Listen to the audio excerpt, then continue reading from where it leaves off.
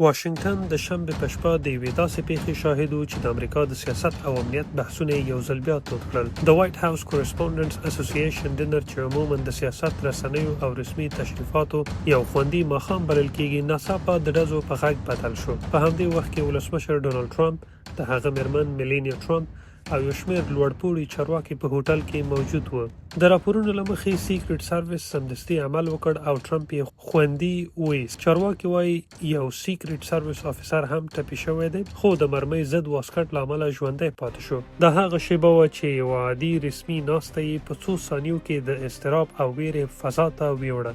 وروسته ای پی راپور ورکړ چې شکمن کس کول توماس ایلن نیول شوی او د ولسمشر د قتل د هڅې په ګډون پر سختو فدرالي تورونو تورن شوی دی. د ای پی له مخې څېړونکو داسې شواهد هم موندلي چې ښیي هغه برید له مخکې پلان کړی و. د هوټل خونه یې نیولې وه او له ځان سره یې وسلې هم راوړې وې. همدا ټکي د ډیرو هغو خلکو د شکونو ځواب هم دی چې آنلاین وایي آیا دا به د ټیم ټرمپ یا د ټرمپ لخوا پلان شوی نه وي. تر اوسه رسمي اسناد او راپورونه دا ډول ادعا نه تاییدوي. برعکس رسمي راپورونه د یو حقیقي برید، د نیول شوي شکمن او د مخکینی پلان نښې ښیي. له همدې امله هره ادعا باید له ثبوت سره وکتل شي، نه له اټکل سره. په سیاسي فضا کې ځینې خلک د هرې داسې پیښې تر شا لویې پوښتنې راپورته کوي، خو تر اوسه موجود معلومات واضح دي. یو امنیتي بحران نه یو ثابت شوی دسیسه‌یي نمایش. د وایټ هاوس په وینا دا د ټرمپ پر ژوند دریم لوی اساسینیشن اټمپټ یا د مرګ هڅه او یا همدارنګه د ترور کېدو هڅه هم ویلی شو.